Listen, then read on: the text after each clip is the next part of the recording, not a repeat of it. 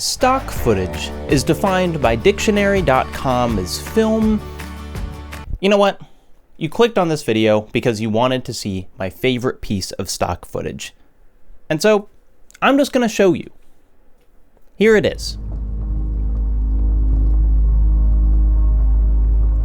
That's it. And there isn't a hidden twist. I'm not going to go frame by frame and reveal that Sasquatch is in it or something. It's my favorite piece of stock footage for more normal reasons. I think it's beautiful. There's the sun burning a hole in the horizon, the perfectly lit clouds and perfectly arranged layers. There's the way that the sunset is so orange, but the sky above is still that deep, dark blue. I'm obsessed with the infrastructure in this shot, the warehouses and raw materials laying on the ground, the foreground fencing, and the seemingly endless utility poles and transmission towers and power lines. I've actually tried to count how many there are, and it's just impossible. I love how, despite the overwhelming evidence of civilization, there are only two human figures in the whole shot. One right there, and the other right there, standing under that roof.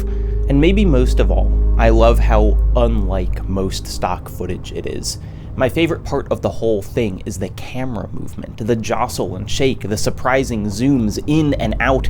I love how grainy it is, that it appears to be shot on film, that there's actually a one-frame flaw in that physical film.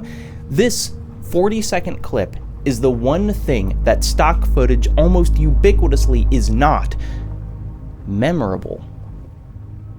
Stock pictures and stock video are elements of our modern society that are designed to be both inescapable and basically invisible. They are, by and large, staged scenes that are meant to give a non-specific impression of something. Corporate workers laughing around a table, young people walking through a university campus, smiling pharmacists crossing their arms. These pictures and videos were not captured for a distinct use case. They are generalized, inoffensively ambiguous. They are perhaps the purest distillation of the word generic. Occasionally, stock photography will break containment. The distracted boyfriend meme was a part of a set of stock photos taken by Spanish photographer Antonio Guillem.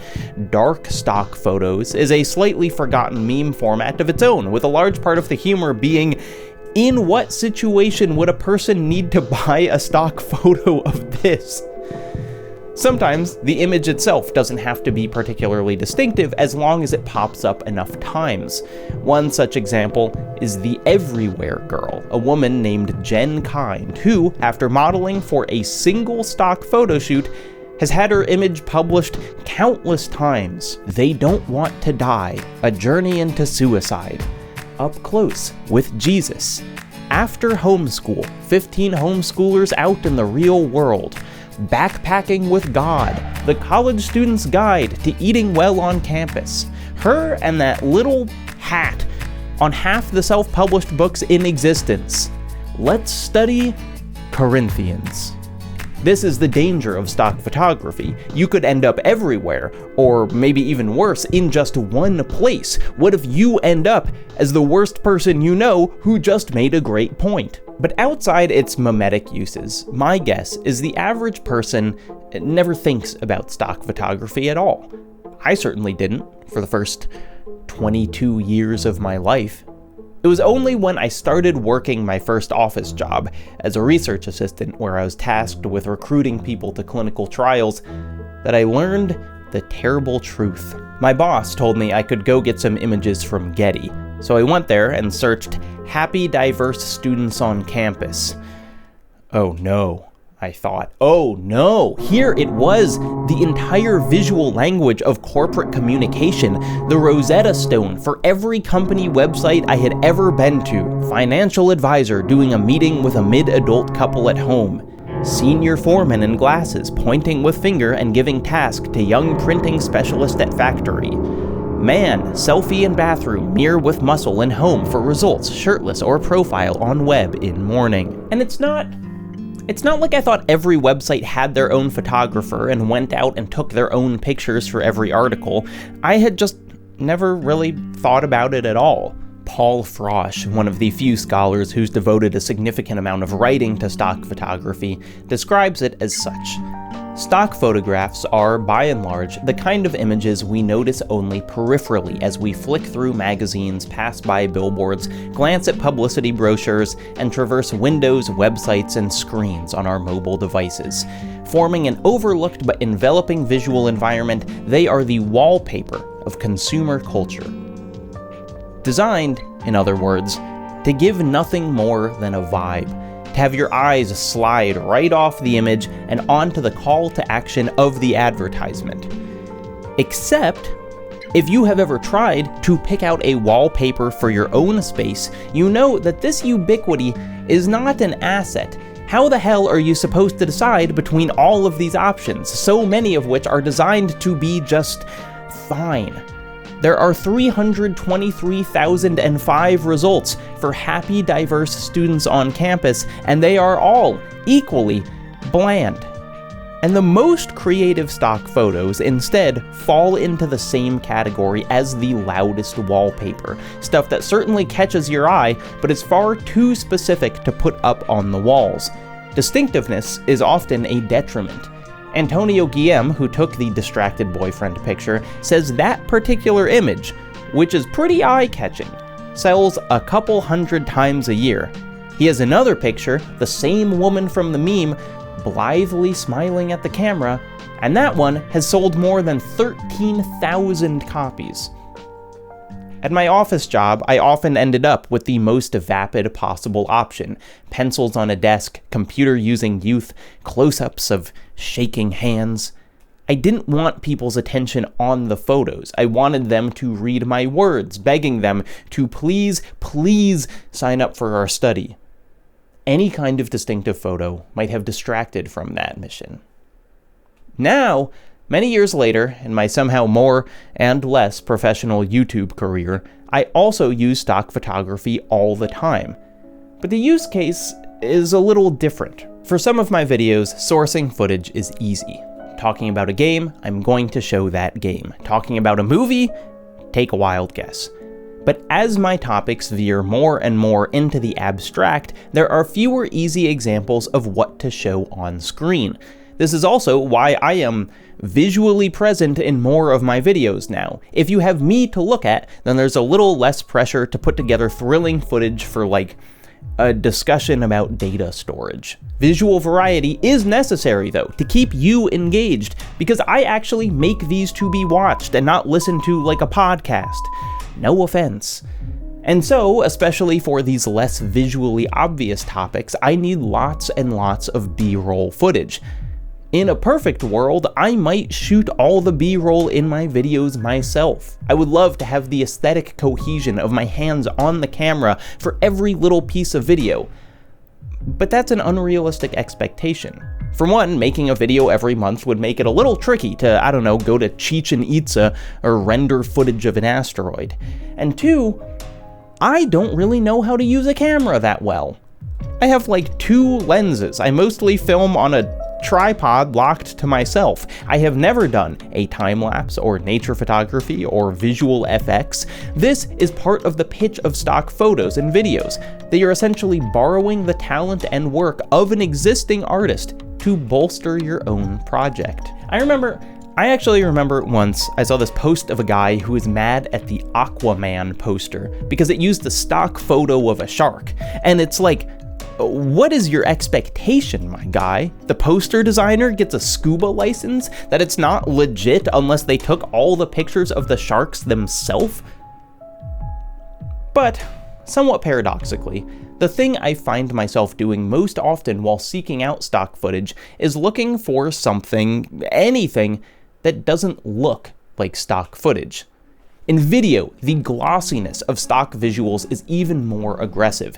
In addition to the stock photo framing and the stock photo lighting, video always has the stock footage pan or the stock footage zoom, little moves of the camera that drive me crazy because this is what every stock video looks like, and it immediately gives away to me that we're looking at something shot to be bland and generic and broadly applicable. It's like if a camera move was the color beige just a little pan to the side. There we go. It's like nails on a chalkboard to me. I want every part of a video to feel chosen. I don't want it to be anonymous. I want it to have texture, have feeling, so you can see why I love that town drive-through so much. Its bumpiness, its chaotic zoom, its film grain. It is wordless, storyless, but it is conveying so much. Even the desire to have non-stock photo-looking stock photos has been capitalized on. deathtothestockphoto.com is a website that, quote, stands at the forefront of cultural exploration, committed to understanding the ebbs and flows of the zeitgeist. Sorry, it's a website that sells stock visuals. But you know, these ones look edgy and modern and stuff. What I have opted for in my projects is any kind of historical footage. Footage of wars, of eclipses, of technology, of protests and people, of Earth and of space. If this video was about my second favorite piece of stock footage, it'd be this. Panning shot following a flock of white birds flying over low-rise buildings in New York, 1976. I don't know why this shot was taken in 1976, but it does not feel like stock footage to me. It feels like a complete thought. The focus on the birds, the zoom out to show the scale of the city in front and behind them. This is credited to the BBC archive. I don't know if it was ever used in programming, though. I didn't license it from the BBC. I got it from Getty. At this point in the essay, I should say that tons of the stock imagery you've seen throughout this video is from Getty Images.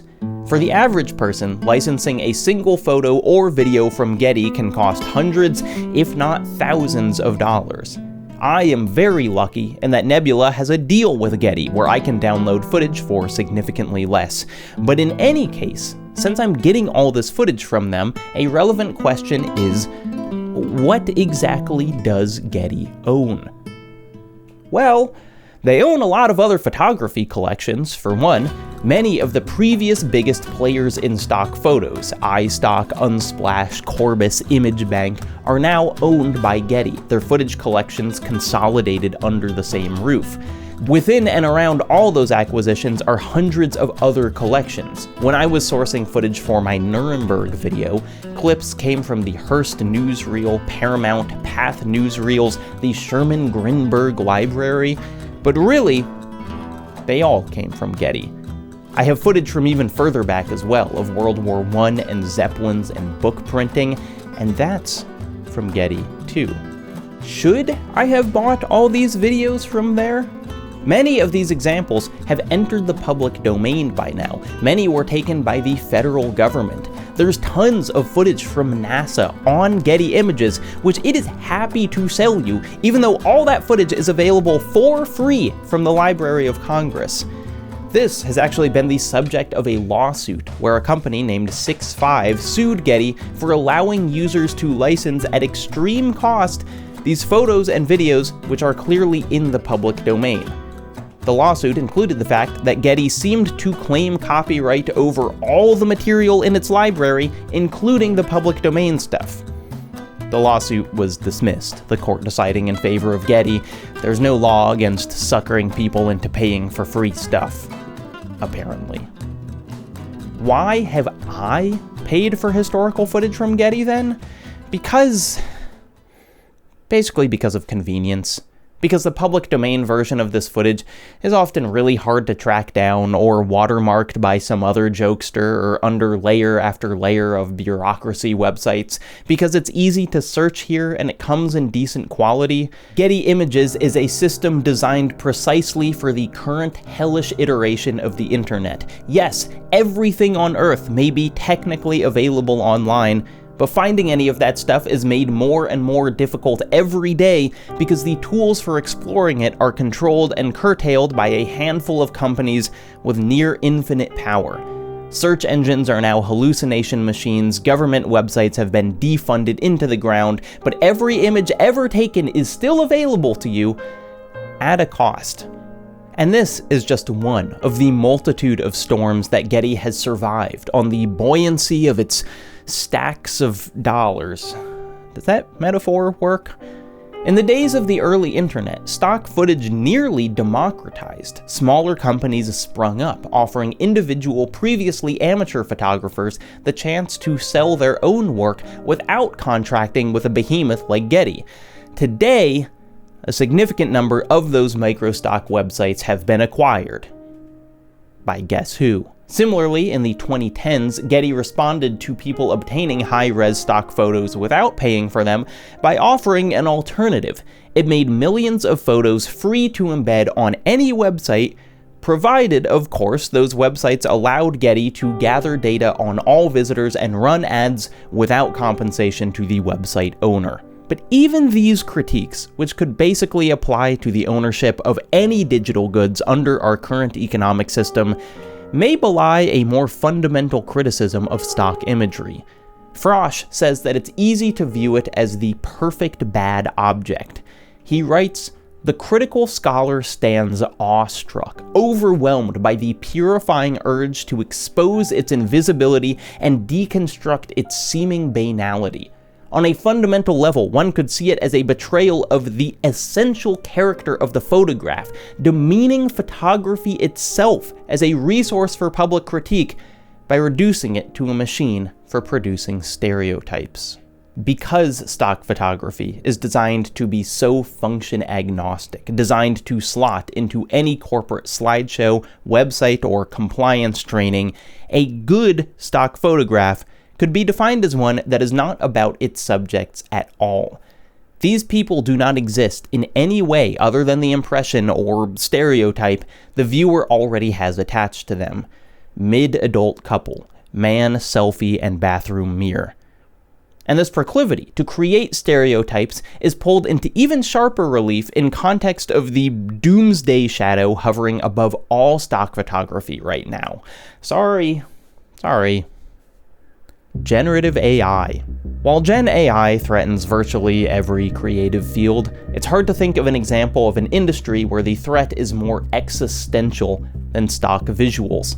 The millions of photos and videos within Getty's archives are designed to fill every conceivable purpose and depict every situation, but that obviously pales in comparison to the infinite prompts one could give to an AI image generator to provide a picture of, I don't know, a multicultural group of professionals laughing in a boardroom, but there's also a goat there?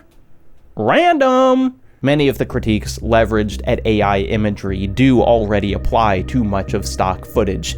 The glossiness, the soullessness, the lack of a specific perspective or depth in the image. Stock photos often appear to be the average of all similar imagery. AI-generated photos are literally the average of all similar imagery. They cannot offer anything except a stereotype. And since the very concept of stock photography as a business is providing a stockpile of images so people like me don't have to contract with individual human artists, well, you can see how AI would undercut that entire economic model. It's no surprise that stock footage websites are attempting to ride the AI wave instead of resisting it. Getty Images, as well as Storyblocks, another stock company I've used in the past, both have statements about rejecting any AI-generated imagery. However, both also have their own generative tools. Storyblocks allows you to relight a scene, recolor it, even change the time of day. Getty has a whole-ass image generator of its own, which it promises is trained on only its own licensed images, but churns out the same slop as everything else. Getty also, 4 days ago at the time I wrote this, announced a partnership with OpenAI, which will, quote, enable the use of Getty Images content for display within ChatGPT, enhancing the richness of visual responses. Getty's stock price, after this announcement, doubled. Perhaps because investors see this as its only road for survival, training the tool that promises to make it obsolete.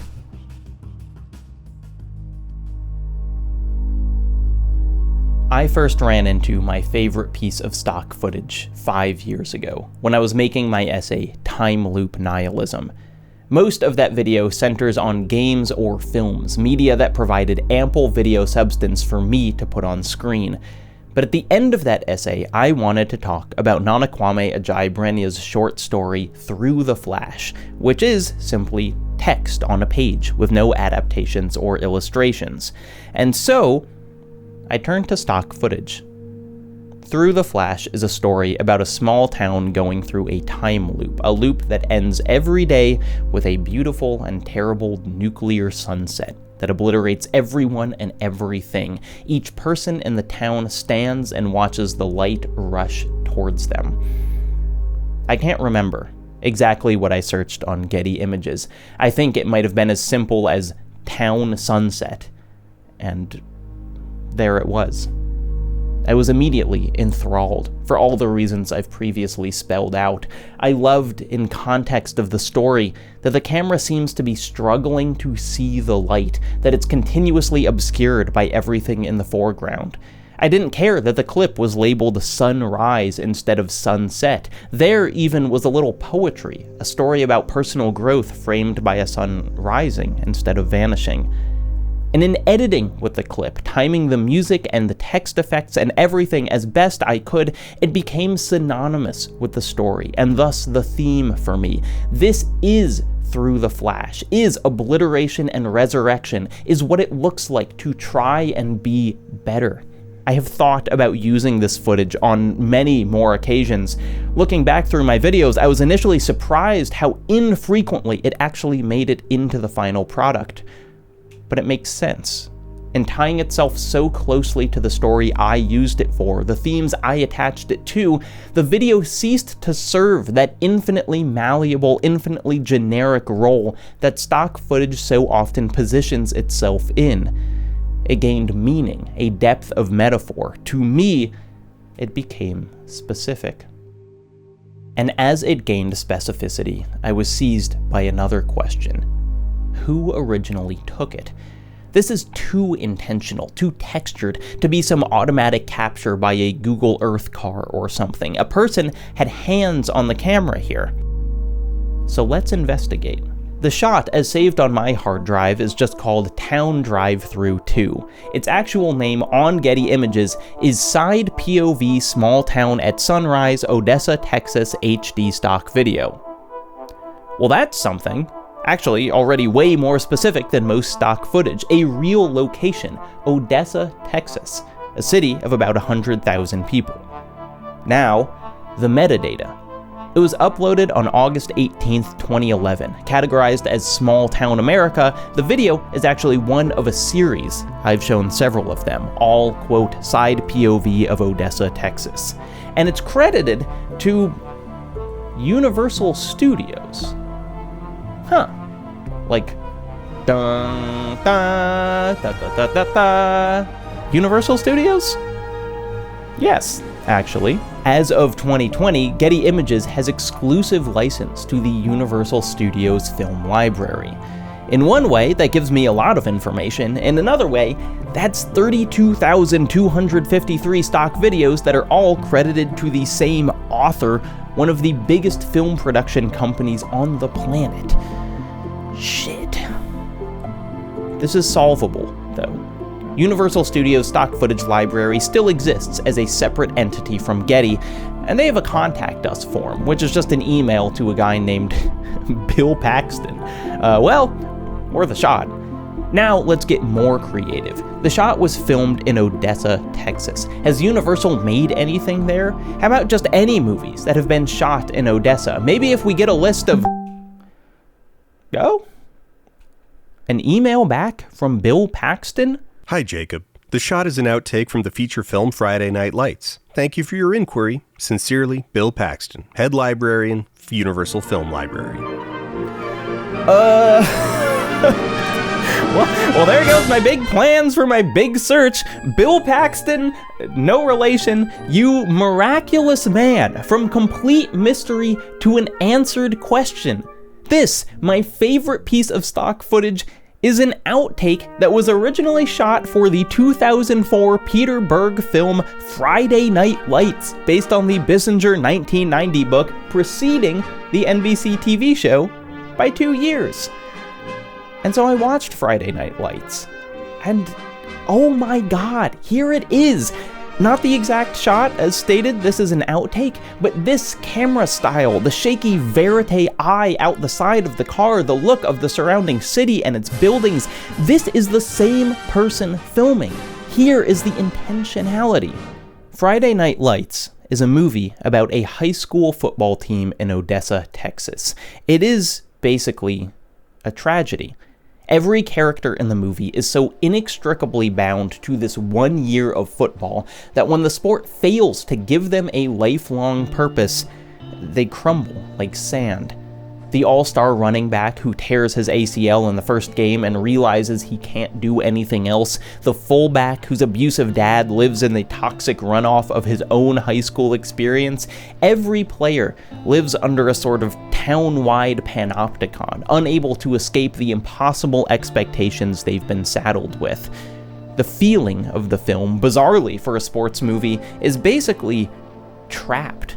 Not that these boys even want to play, but that they just have to, for reasons outside any of their control. And so, one more time, this shot, not even present in the film, but perfectly contextualized by it. There's a yearning here for the sun, for the horizon, for the world beyond this place and its crushing pressure.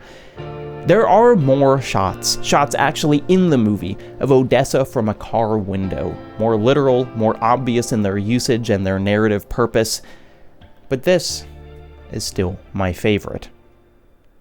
And apparently, someone agrees with me, because if you switch to the pilot episode of the Friday Night Lights show, it's the second shot of the show? Are you kidding me? The second shot of the show? And then if you watch the second episode, it's in the theme song. Well, guess I just like footage from the football show. But there is one more level to unveil with this shot. It's stock footage, yes, but not just stock footage. It was shot for a specific film, a specific purpose, a specific time, but also a specific place. We know it's Odessa, Texas, but what if we could narrow that down? Going frame by frame, I can see a word on the side of this building. Curly's. Okay, searching for Curly's Odessa, Texas gives a fishing tools specialty shop, which I don't think this is, but also a machine shop, which definitely makes sense with all the raw materials laying outside here. Curly's is no longer open, but it was in 2004 when Friday Night Lights released. Curly's was on 3205 Kermit Highway in Odessa, so let's go there. And we're just kind of looking at a bank, but pan around a little and, oh my god, I recognize that metal overhang, and this pattern of power lines, and this sign, which I can now read is for a mobile home and RV park. This is it. This is exactly where the footage was taken. And actually, this is pointing almost directly west, meaning that the footage is mislabeled. It's not a sunrise. It has to be a sunset. Okay, look. I have to get one last bit of closure on this. I need to know. I need to see it. What does this place look like now? Is there some magic contained on this street in Odessa? Really, this is a video about getting a shocking amount of help from strangers. First, Bill Paxton, and now Austin from Midland, Texas. I told Austin about this obsession of mine, gave him the road and the clip and the landmarks. Could you re-film this? I asked. Could you show me what it looks like now?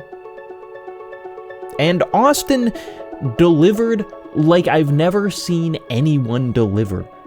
Look at this, man. Look at this recreation, and look at how this is like time travel. The endless power lines are still there, that metal triangle crane thing, the weird facade on this flat-ass building. It's much easier to list the differences. The grass is longer, the cars are newer, the sky on this day was more of a haze than the impossible cloud layers of the original clip. The logos on the buildings are different. Austin's clip, too, is another chance to admire the artistry of the original video. Because while this recreation does a fantastic job at replicating the time, place, and route, there's an emotion captured in that first clip, a purpose in those zooms and shakes known only to the person who took it. Austin's remake has done nothing to reduce my love of the original. Go and film your own. I dare you. Find all the emotion you can fit into a driving shot of the setting sun, and 22 years later, find what you captured by accident. Here's one accident: the building logos. The way I found the street in the first place was Curly's machine shop. It's not there anymore. Curly's is gone, as is Curly himself, who loved his family, his tractor, his animals, and died in 2020. But the memory of these details is preserved in this most anonymous of places, a repository of footage not devoted to historical memory, but serving that purpose regardless. This piece of footage means something to me. It meant something different to the person who shot it, the countless others who have licensed it to be used, and countless other projects. Within all of those, though, there is some essential characteristic of this video that can't be removed, can't be made totally faceless. Maybe as corporate and monopolistic and superficial as stock photography attempts to be, it can't remove itself entirely from the humanity of its creation. As long as there's a person who makes it and another person who cares.